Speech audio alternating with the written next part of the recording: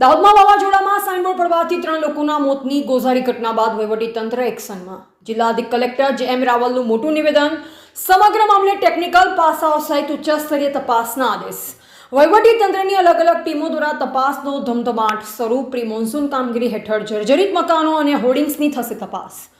દુર્ઘટનામાં મૃતકોના પરિવારજનોને સહાય આપવા તંત્રની તજવીજ શરૂ. સલામતીના નિયમોના ભંગ બદલ જવાબદારો સામે કાર્યવાહીના સંકેત આપતા અધિક જિલ્લા કલેક્ટર. તંત્ર દ્વારા શહેરમાં તમામ જોખમી હોર્ડિંગ્સ હટાવવા સૂચના અપાઈ.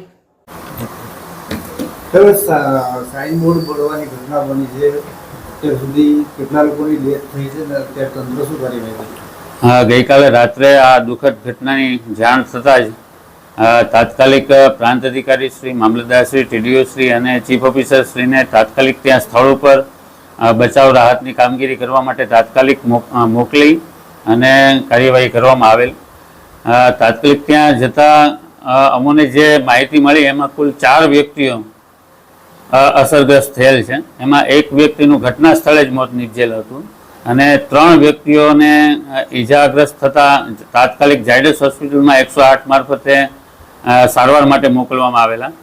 ત્યાં બાકીના જે 3 વ્યક્તિઓ ઈજાગ્રસ્ત થયેલા હતા એમના પણ એમાંથી 2 વ્યક્તિઓના પણ મરણ નીપજેલ છે અને એક વ્યક્તિ હાલ સારવાર હેઠળ ચાલુમાં છે.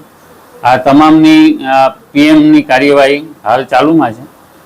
ત્યારબાદ એમની જે સહાયની જે કાર્યવાહી છે એ તાકીદે કરવામાં આવશે. સાહેબ, જે એજન્સીએ સાઇન બોર્ડનું કામગીરી કરી છે તેની સામે કેવી પ્રકારના પગલાં લેવામાં આવશે? હા, હાલ અમે જે અમારા કન્સર્ન અધિકારીઓ છે એને ત્યાં મોકલવામાં આવેલા.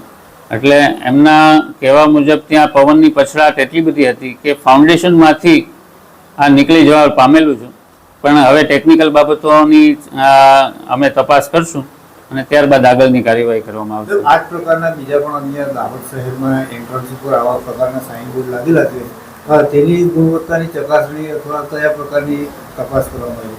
અને જેટલા જર્જરિત મકાનો છે, આવા કોઈ પણ પ્રકારના હોર્ડિંગ્સ છે, આ પ્રી મોન્સૂન બેઠકમાં તમામ કન્સર્ન અધિકારીઓ, ચીફ ઓફિસર, મામલતદાર શ્રી, તાલુકા વિકાસ અધિકારી Shri, RNB panchayat, RNB state, આ તમામ જે કન્સર્ન અધિકારીઓ છે એ તમામને આ બાબતે યોગ્ય પગલાં ભરાય એ બાબત સુનિશ્ચિત કરવામાં આવેલી છે. પરિવારના લોકો વળતરની માંગ કરી રહ્યા છે. હા, એટલે એમાં જે સહાય મળવા પાત્ર છે એની કાર્યવાહી તાત્કાલિક હાથ ધરવામાં આવશે.